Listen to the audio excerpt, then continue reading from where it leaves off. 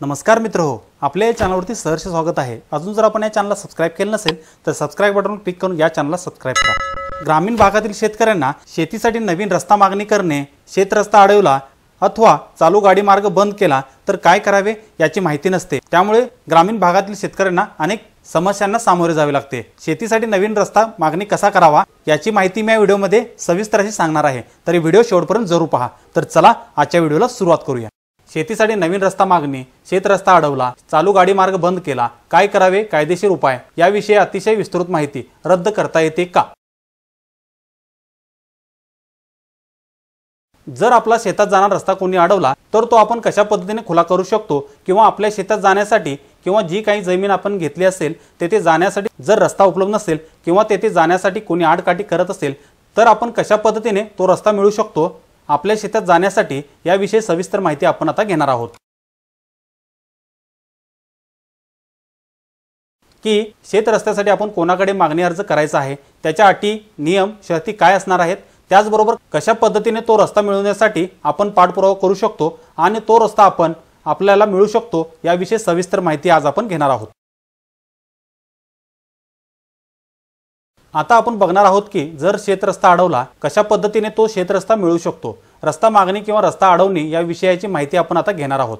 मोठ्या प्रमाणात झालेल्या जमिनीच्या व्यवहारामुळे जमिनीचे छोटे छोटे तुकडे झाले आहेत, जमीन मालक बदलले आहेत, त्यामुळे काही ठिकाणी नवीन खरेदीदाराला त्यांच्या जमिनीत जाण्यासाठी रस्ता उपलब्ध होत नाही। त्यामुळे तो मान्य तहसीलदारांकडे रस्ता मागणीचा अर्ज करतो। स्वतःच्या जमिनीमध्ये जाण्यासाठी रस्ता उपलब्ध नसेल तर महाराष्ट्र जमीन महसूल अधिनियम 1966 कलम 143 अन्वये इतर भूमापन क्रमांकाच्या सीमांवरून रस्ता उपलब्ध करून देण्याचा अधिकार मान्य तहसीलदारांना आहे। म्हणजेच आपण आपल्या शेतामध्ये जाण्यासाठी जर कोणी रस्ता अडवला असेल किंवा आपल्याला शेतात जाण्यासाठी रस्ता उपलब्ध नसल्यामुळे आपण नवीन रस्त्याची मागणी ही मान्य तहसीलदारांकडे महाराष्ट्र जमीन महसूल अधिनियम 1966 कलम 143 अन्वये तहसीलदार यांना करू शकतो। महाराष्ट्र जमीन महसूल अधिनियम 1966 कलम 143 मधील माहिती पुढील प्रमाणे आहे। या कलमानुसार मान्य तहसीलदारांकडे रस्ता मागणीसाठी अर्ज करताना खालील कागदपत्रे अर्जासोबत सादर करावीत। 1 नंबर, अर्जदाराच्या शेतजमिनीच्या आणि त्याच्या लगतच्या जमिनीच्या बांधावरून रस्त्याची मागणी केली आहे त्याचा कच्चा नकाशा। 2 नंबर, अर्जदाराच्या शेतजमिनीचा शासकीय मोजणी नकाशा उपलब्ध असल्यास अथवा कच्चा नकाशा। 3 नंबर, अर्जदाराचा जमिनीचा चालू वर्षातील मागील 3 महिन्याच्या आतील 7/12 उतारा अर्जाबरोबर सादर करावा। 4 नंबर, लगतच्या शेतकऱ्यांची नावे व पत्ते व त्यांच्या जमिनीचा तपशील अर्जदाराच्या जमिनीबाबत जर न्यायालयात काही वाद सुरू असतील तर त्याची कागदपत्रासह अर्जाबरोबर नमूद करावी। आता आपण पाहूया रस्ता मागणीसाठी अर्ज केल्यानंतरची प्रक्रिया। 1 नंबर, मान्य तहसीलदारामार्फत अर्ज दाखल करून घेतला जातो। 2 नंबर, अर्जदार व ज्या शेतकऱ्यांच्या भूमापन क्रमांकाच्या सीमावरून रस्त्याची मागणी केली आहे त्या सर्वांना नोटीस काढून त्यांचे म्हणणे मांडण्यासाठी संधी देण्यात येते। 3 नंबर, अर्जदारांनी सादर केलेल्या कच्च्या नकाशावरून किमान किती फुटाचा रस्ता देणे आवश्यक आहे याची पडताळणी केली जाते। 4 नंबर पहा, तहसीलदार किंवा नायब तहसीलदार यांच्या मार्फत समक्ष स्थळ पाहणी करण्यात येते। स्थळ पाहणीच्या वेळेस अर्जदाराला स्वतःच्या शेतात जाण्यासाठी नवीन रस्त्याची खरोखरच आवश्यकता आहे का याची खात्री करण्यात येते। म्हणजेच आपण अर्ज केल्यानंतर तो अर्ज स्वीकारला जातो। ज्या काही शेतकऱ्यांच्या जमिनीवरून मागणी केली आहे त्या सर्व शेतकऱ्यांना नोटीस काढल्या जातात। किती फुटाचा रस्ता देणे शक्य आहे हे तहसीलदारामार्फत पाहिले जाते आणि त्यासोबतच तो रस्ता तिथे आवश्यक आहे तिथे स्थळ पाहणी करण्याकरिता नायब तहसीलदार किंवा तहसीलदार हे भेट देत असतात।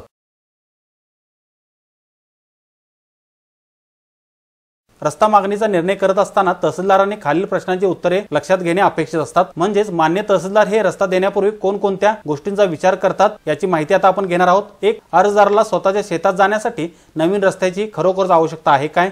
2 नंबर, अर्जदाराच्या शेताचे यापूर्वीचे मालक कोणत्या मार्गाचा वापर करीत होते। 3 नंबर, जर नवीन रस्त्याची खरोखरच आवश्यकता असेल तर सर्वात जवळचा मार्ग कोणता। 4 नंबर, मागणी केलेला रस्ता सरळ बांधावरून आहे काय।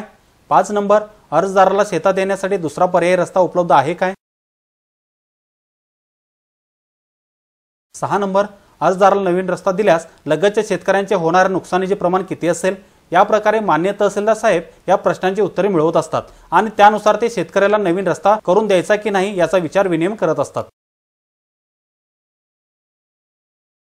उपरोक्त सर्व बाबींची शहानिशा करून नवीन रस्ता देणे आवश्यक आहे याची खात्री पटल्यानंतर मान्य तहसीलदार अर्ज मान्य करतात किंवा त्या अर्जाची मागणी ते फेटाळत असतात। अर्ज मान्य झाल्यास असा रस्ता लगतच्या शेतीच्या हद्दी किंवा बांधावरून देण्याचा आदेश पारित केला जातो।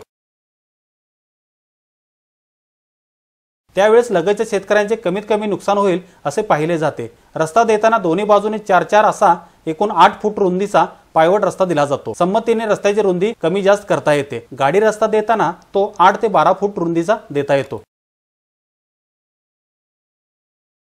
वाजवी रुंदीपेक्षा अधिक रुंदीच्या रस्त्याची मागणी असल्यास अर्जदारांनी लगतच्या शेतकऱ्यांकडून रस्त्याचे हक्क विकत घेणे अपेक्षित असते। म्हणजे आपल्याला नियमानुसार 8 ते 12 फूट रुंदीचा रस्ता मिळत असतो, पण त्यापेक्षा जास्त रुंदीचा रस्त्याची मागणी आपली असेल तर त्याचे हक्क सदर शेतकऱ्यांकडून आपल्याला विकत घ्यावे लागतात। महाराष्ट्र जमीन महसूल अधिनियम 1966 कलम 143 अन्वये फक्त बांधावरून रस्ता देता येतो। या कलमाचे शीर्षकच हद्दीवरून रस्त्याचा अधिकार असा आहे। त्यामुळे एखादा गटाच्या मधून रस्ता दिल्यास अशी कारवाई कलम 143 तरतुदींशी विसंगत होईल आणि त्याविरुद्ध दिवाणी न्यायालयात अपील झाल्यास तेथे असा निर्णय टिकणार नाही। म्हणजेच कुठल्याही शेतकऱ्याला शेताच्या बांधावरून रस्ता देता येतो, कोणत्याही शेतकऱ्याच्या शेतामधून हा रस्ता देता येत नाही।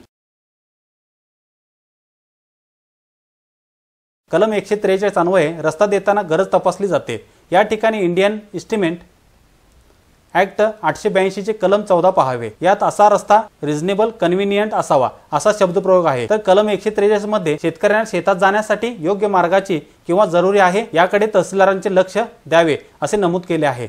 या कलमाखाली किती रुंदीचा रस्त्याच्या वापराचा हक्क मान्य करावा याबाबत तरतूद आढळून येत नाही।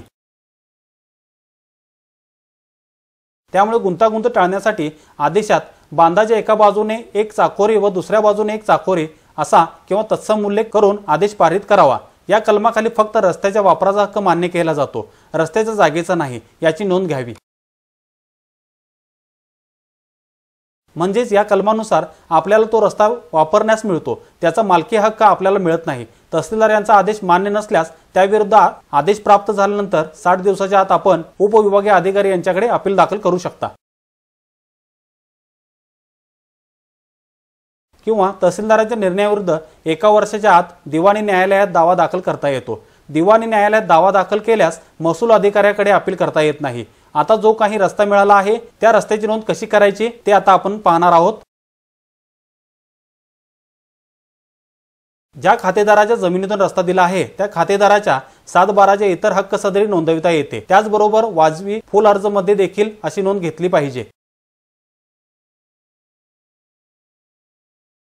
माननीय उच्च न्यायालयाचे न्यायाधीश श्री A.P. भांगडे यांनी हरिराम मदारयात्रे विरुद्ध दयाराम लिल्लारे या प्रकरणात निकाल देताना नमूद केले आहे की महाराष्ट्र जमीन महसूल अधिनियम 1966 चे कलम 165 नुसार असलेल्या वाजवी फुल अर्ज मध्ये घेण्यात आलेल्या नोंदी या चौकशी करून तसेच प्राप्त हरकतीवरून सुनावणी घेऊन अंतिम केल्या जात असल्यामुळे अशा नोंदी साबित करण्यासाठी आणखी पुरावा मागण्याची आवश्यकता नाही।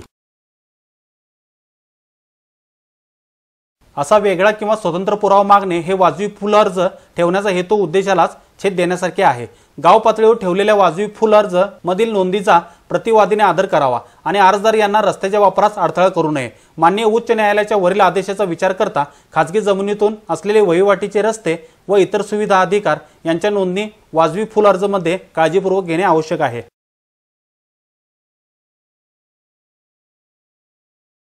तसेच मान्य तहसीलदार यांनी कलम 5 अन्वये किंवा महाराष्ट्र जमीन महसूल अधिनियम 143 नुसार आदेश पारित करून अनुक्रमे अडथळा दूर केल्यास किंवा नवीन रस्ता दिल्यास अशा रस्त्यांच्या नोंदी सुद्धा वाजवी फुल अर्ज मध्ये घेणे आवश्यक आहे। मामलतदार कोर्ट ऍक्ट 1906 कलम 5 शेतीच्या अस्तित्वात असणाऱ्या रस्त्याला अडथळा करण्याविरुद्ध मामलेदार कोर्ट ऍक्ट 1906 कलम 12 अन्वये हरकतीपासून 6 महिन्याच्या आत दावा दाखल करता येतो। मामलेदार कोर्ट ऍक्ट 1900 अन्वयेचे कामकाज दिवाणी न्यायालय प्रमाणे चालवले जाते। मामलतदार कोर्ट ऍक्ट 1906 मधील महत्त्वाच्या तरतुदी हा कायदा फक्त शेती जमिनींना लागू आहे, अकृषिक जमिनींना नाही। हा कायदा मुंबई वगळता सर्व महाराष्ट्र राज्यासाठी लागू आहे। तर यामधील कलम 5 हे काय सांगते ते आता आपण बघणार आहोत। शेती किंवा चराईसाठी वापरात असलेल्या पिके किंवा झाडे असलेल्या कोणत्याही जमिनीतून किंवा ती संलग्न असलेल्या जमिनीतून, जमीन किंवा वाहत्या कालव्याच्या प्रवाहात किंवा ज्यातून पाणी स्वाभाविकपणे वाहत असेल अशा कोणत्याही पृष्ठभागावर अवैधरित्या कोणीही अडथळा केला असेल व अशा अडथळ्यामुळे शेती किंवा चराईसाठी वापरात असलेली पिके व झाडे असलेल्या जमिनीस किंवा त्या कालव्याच्या प्रवाहाला किंवा ज्यातून पाणी स्वाभाविकपणे असेल अशा कोणत्याही पृष्ठभागाला धोका पोहोचवण्याचा संभव असेल तर तहसीलदारांना असा अडथळा काढून टाकण्याचा अधिकार असतो। या कलमान्वये कारवाई करताना रस्ता पूर्वपार वहिवाटीचा व वापरामध्ये असावा, तसेच त्या रस्त्याचा अडथळा निर्माण केला गेला असावा। नवीन रस्ता देणे या कायद्यात अपेक्षित नाही। म्हणजेच या कायद्यानुसार जर एखादा ओढा, नाला किंवा पाण्याचा जो काही चर असेल तोही जर अडवला गेला असेल तर त्याची ही मागणी आपण या कायद्याने करून घेऊ शकतो आणि त्यामुळे तो प्रवाह खुला केला जाऊ शकतो।